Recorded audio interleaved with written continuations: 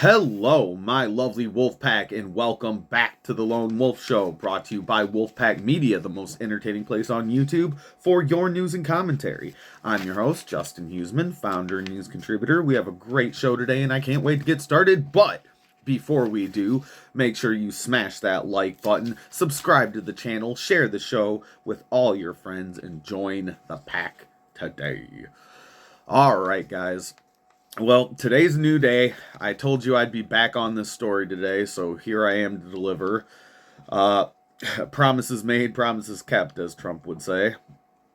Speaking of Trump, I just seen him post this, and I know it's a little hard to see there on the screen, but it's basically a chart showing the percentages of immigrant households receiving government assistance based on their country of birth. And these numbers are pretty staggering, to say the least. I particularly would like you guys to take a look here, zoom in a bit, and look here. Somalians are at number 3 on the list here at 71.9% receiving assistance. Insane.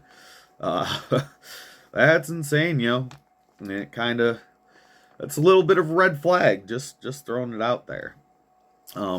Right under you got it's right under up above it. It's got Yemen and Bhutan, I believe. I have no idea where that is. Those are sitting both at 81.4% and 75.2%, which I'd say we should kind of be taking a harder look at those communities as well. But I bring this up because I hear a lot of people bringing up that Trump isn't doing anything about this fraud. But to me, this post kind of indicates we might be seeing action on this soon. Because guys, you have to remember that a lot of things go on behind the scenes at the White House that we aren't very privy to. So I think we just gotta kind of be patient and wait and see what happens, because, I mean, it's just my opinion. Generally, President Trump doesn't post stuff like this without purpose. Anyway, so I have been sort of going on a deep dive here on X, watching all these citizen journalists going out either on the streets reporting or scouring the internet for documentation on some of this corruption. And I kind of just wanted to spend this video showing you guys all the stuff that I found. That now there's a lot to go through.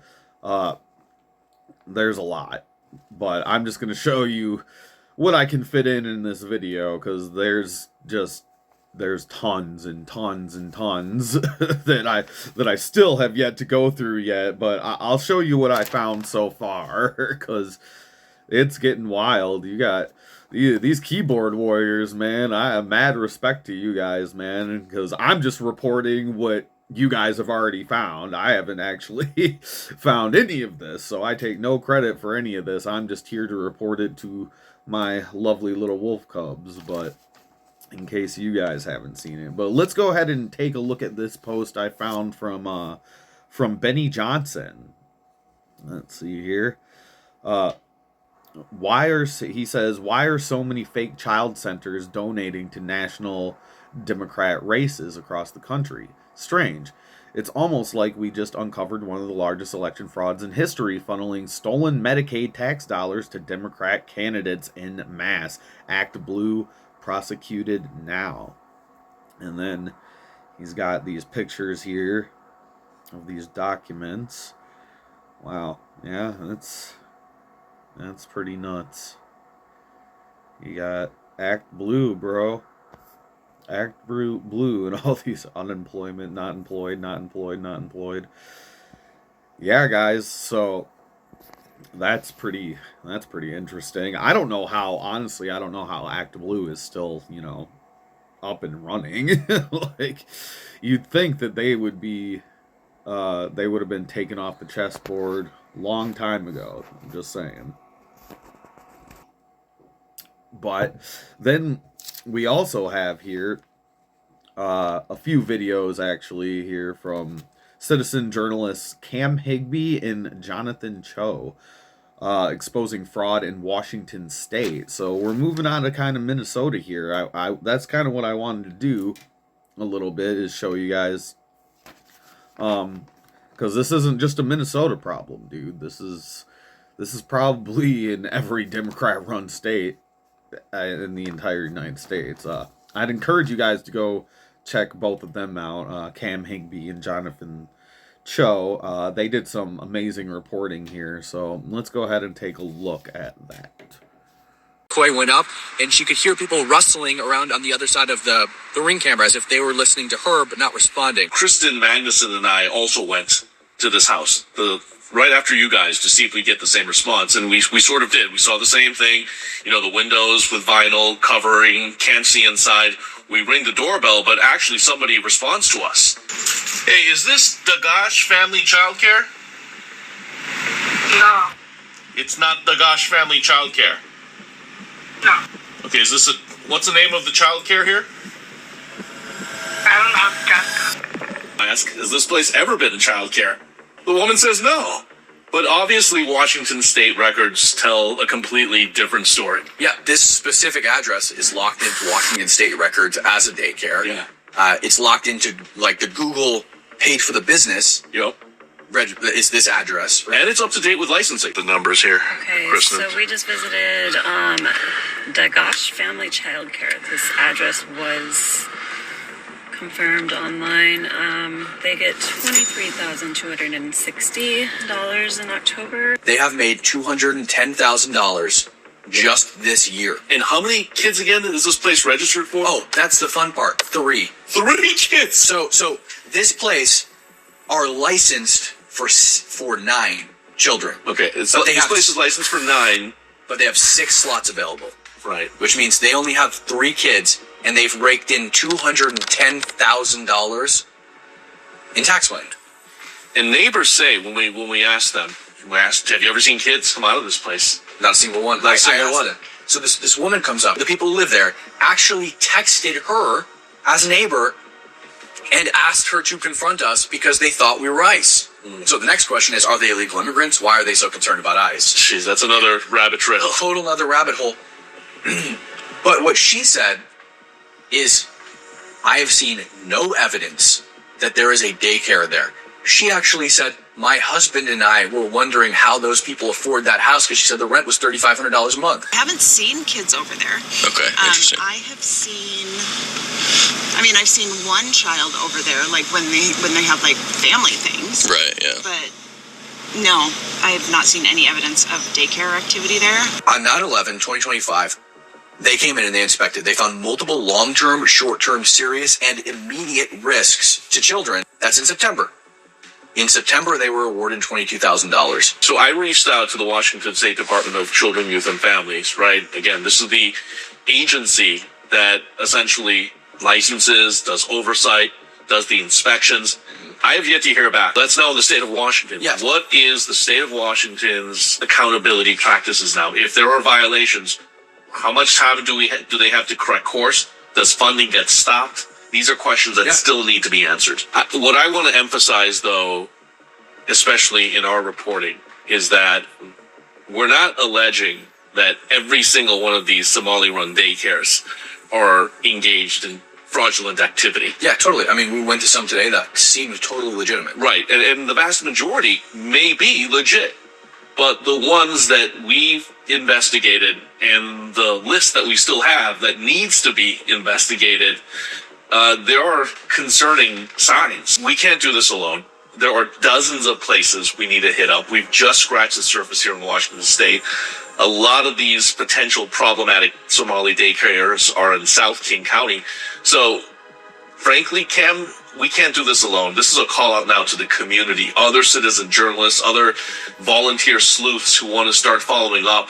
I mean, really, all you need is courage, some curiosity, and an iPhone to document what's happening at these places. Yeah, and don't show up and be mean and harass people, but there's nothing wrong with knocking on a door and asking. So that's interesting. But yeah, let's go ahead and take a look at that this next video. Great reporting, by the way, from Cam and Jonathan so far. This next video, I believe it's the same video, but a different clip from it. Like I said, I'd encourage you to go to Cam Higby's YouTube page and find the full video. But we'll show you a little bit more. This next video shows a little bit more details of their reporting here in Washington State. So let's go ahead and take a look. We're at Halauli Safia Child Care Center in Kent, Washington. They have received $863,000 since 2023. I don't see any signs right off the bat that it's a child care facility. There's no car seats, there's no children's toys, nothing like that. So we're going to go in and we're going to check it out.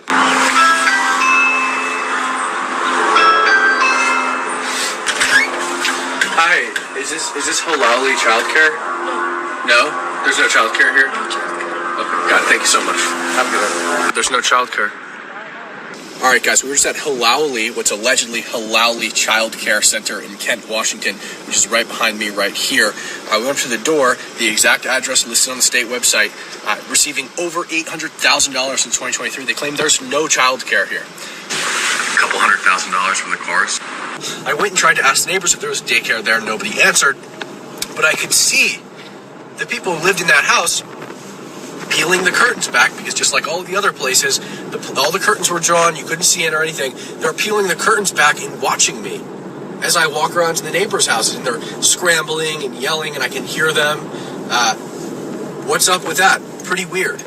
So I'm out of the field now. I'm back at the house, and I'm looking at this Halauli Safia children's daycare on their government webpage. And their licensed capacity is 9, just like the other place. And their total available slots, meaning the total amount of children they can take on, is 6. Meaning this daycare is only serving 3 children. I mean, I think it's likely they're not serving any children, considering they told me they're not a daycare. But at most, there could be 3 children being served by this place, and they're raking in $800,000 since 2023. I've now pulled up one of their inspection reports for Halauli. And what you see is, again, short-term, long-term, serious and immediate risks. The government defines serious and immediate risks as risks that pose serious risk of injury, illness, or even death for children that attend these daycares. And this is the most recent inspection report with no indication that it's been corrected or fixed. And they're still raking in hundreds of thousands of dollars. I don't even understand how this is possible. A normal inspection report for one of these daycares is like 2 pages long. But look at this. It just goes on and on and on with short-term, long-term, serious, and immediate risks. On and on. I mean, I don't even know how far, we're not even halfway. You can see the scroll wheel on the side. This is how long this report is. It should be only 2 pages. Look at this. I mean, we have to be 20 pages deep at this point. So that inspection that I just showed you, the horrendously failed inspection, was in February of 2025. But if we come over here to their funding, like, check this out. February 2025, they received $32,840. In March, another $32,688. In April of 2025, $32,688. And again, like, there's no indication that these issues were fixed. This is 207 is the most recent inspection that's occurred for this place. Wow. Wow, dude. So that's insane. Dude, if I were anybody living in any of these states, this one's Washington. So yeah, if I was living in Washington, man, if I was a taxpayer in Washington, I would be fucking livid. I mean, just looking at that, I don't even live there, and my blood is like boiling, dude. This is just wrong on so many levels, guys. We cannot let this shit go. We cannot just let this story pass through the news, because yeah, this is insane, and there has to be a stop. This has to be put to a stop, like, now. I don't know how long this shit's been going on. I can assume I can definitely assume it's been going on for a long time. It's at least been going on the 4 years that Biden was president and all the immigrants came in. Like, this is some insane shit here, guys. But yeah, go check out Cam Higby's YouTube channel, because then you can see the whole video.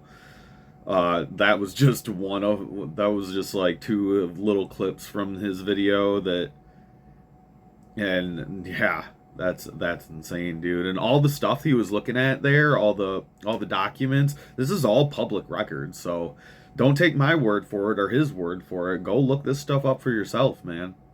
Make your own opinion. But let's go ahead and look at this next video quick. We got another video for you by a man named David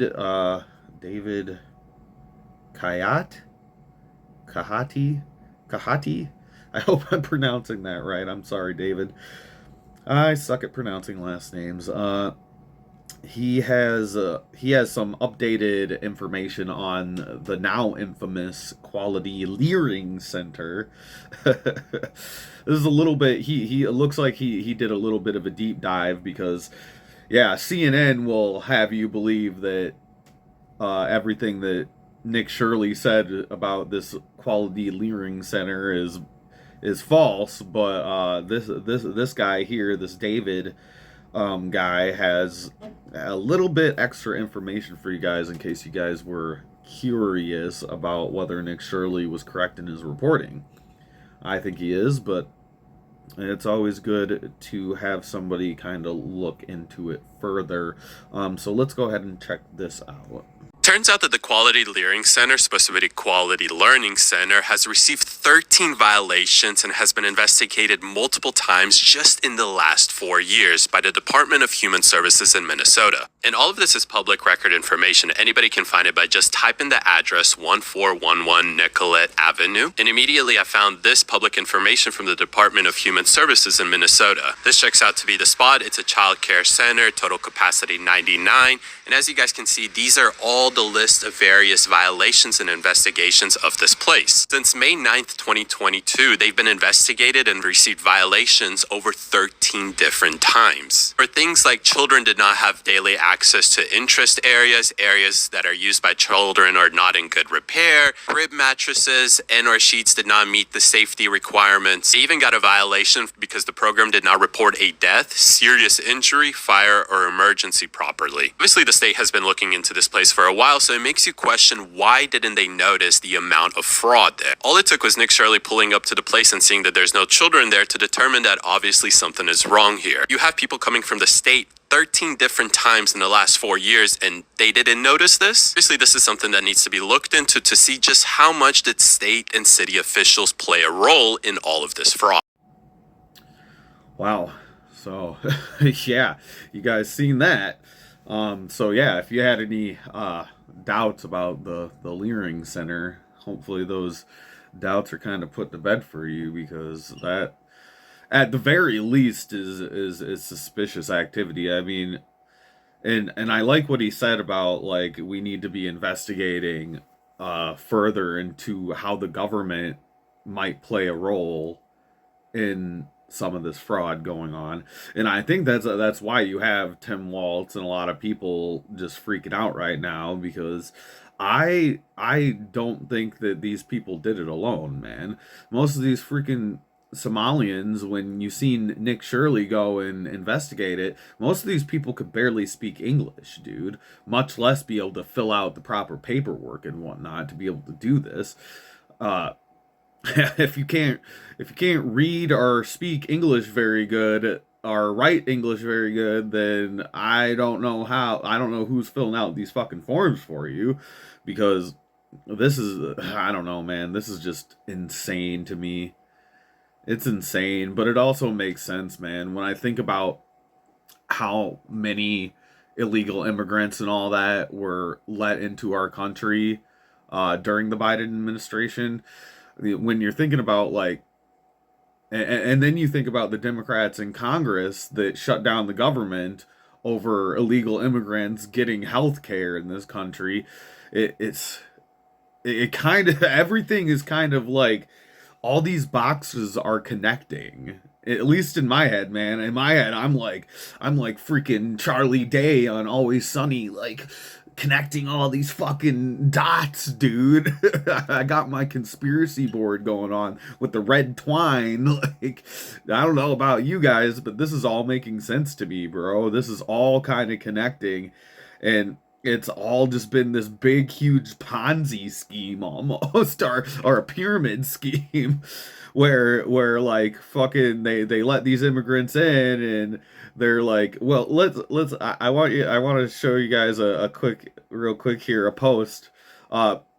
This post is on X from Libby Emmons from the Post Millennial. She also is on Timcast IRL here and there. She says, okay, so the Dems bring in tons of immigrants who then pilfer millions in government funds for fake companies providing fake social services. Those companies donate to Democrat campaigns. Ugh, I can't talk today. Once Dems take office, they raise taxes to pay for more fraud. Is that right?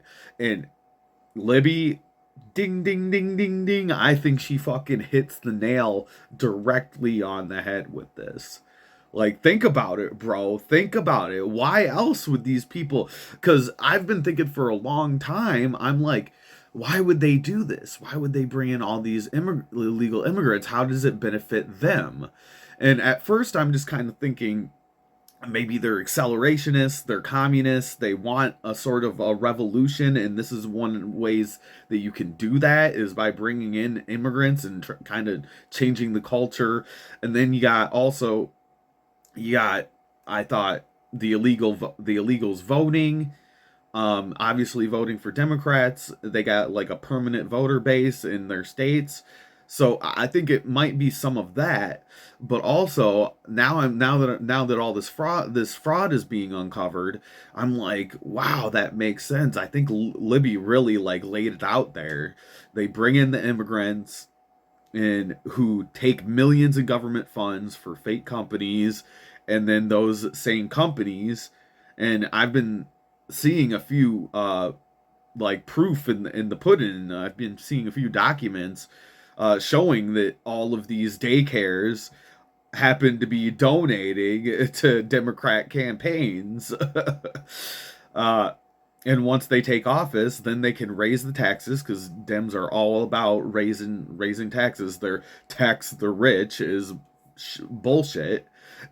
they're taxing everybody, first of all, and the reason why they're doing that is so that they can keep funneling with this immigrant, and then with the fake companies, and and then just keeps going in this horrible fucking Ouroboros. Like, fucking, it's insane. Because yeah, at first I'm just like, before all this fraud, before I was privy to all this fraud that was happening in these Democrat run states, I'm sitting there and I'm like, at first I just thought it's accelerationist. I think they want a new liberal order in this country, which still could be. It still could be, but now I'm kind of sitting with this added in to the mix of my conspiracy board.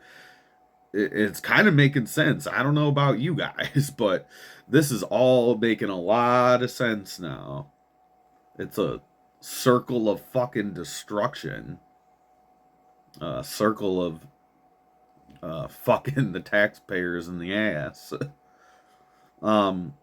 Let's take a look. I got a couple more posts to read and show you guys before we kind of let you go here. If I can find them. Here we go. I got this post from Sippy Cup. Osmond Family Childcare in Washington, licensed for just 8 slots, only 3 open, yet pocketed $66,000 in subsidies for November 2025 alone, and a massive $257,000 in the last 5 months, over $32,000 per slot. Impossible without ghost kids or fraud. echoes Minnesota's billion-dollar Somali scam. You can kind of look at some of this stuff. Yeah. It doesn't seem good. Wow, bro. That's a lot of money, bro. that is a lot of money. And then we'll scroll down here. This from C3. Unreal. 3 Somali daycares in one photo. Teo Daycare, Nuna Child Care Center, and Getty Adult Daycare, licensed for 90 kids, 71 kids, and 65 adults. Teo is making 5.16 million in 2 years. Nuna 2.58 million in 2 years. But yeah, you can see in the picture they're boarded up, but listed as active. The fraud is staggering. Yeah, that's insane. I do not understand this, man. I do not understand how we have let our country get to this. It's fucking disgusting. Oh, and then we got some more stuff. We got some stuff going on in Ohio. We got first we got, I'll show you this here quick. Got this from Tony Lane. Oh, wow. Read this carefully. Over 40 daycare centers reportedly opened in Columbus, Ohio on the same day, all linked to the same inactive shell entity, and together pulled in $14 million in taxpayer-funded subsidies in a single year. Same paperwork, same structure, same funding stream. No matter where you land politically, this raises serious questions. How was this approved? Who signed off? Where was the oversight? If this is accurate, it's not a small loophole, it's a systematic failure. Is this fraud or a broken system being exploited? And he's got the source here at Right Angle News. We'll look at that little video it's got attached to it. Wow, 14 million. Wow. $14 million in revenue. And what did he say there? He said that's... Let me see. That's just in a single year. Wow, dude. Wow. I don't know, man. This shit's fucking disgusting, dude. It makes me fucking sick to my stomach. And then let's see what the governor of Ohio's like kind of response to this is. This kind of says it all to me. Got this from Greg Price, who says Ohio Governor Mike DeWine's office on potential fraud at child care centers in Columbus, which is the second highest Somali population in America. This is something that's unfortunately the cost of doing business, quote unquote. We got the post here, the picture. Anyway, Dan Tierney, spokesperson for DeWine, said it's not accurate that we're seeing any sort of surge, but the governor's office is taking note of the public interest in the issue. If people are out there who could not contemplate that people were trying to defraud the public through daycare centers, I understand it's new to them, but it's been known to the state for decades, Tyranny said. So therefore, we have robust anti-fraud measures to try and stop this. This is something that is unfortunately the cost of doing business. Attorney declined to comment on the allegations primarily circulating around Somali immigrants. The Ohio Department of Youth and Children did not immediately respond to requests or comment. Yeah. This is fucking, I don't know, that response right there. This is unfortunately the cost of doing business. You know, sometimes you're just gonna have some fraud. You know, it happens. It's okay. It's okay. Like, it's basically like you're spitting in the taxpayer's face at that point. You're just like, this is fine. You're just sitting there with your coffee, the meme, and you're like, this is fine. This is just fine.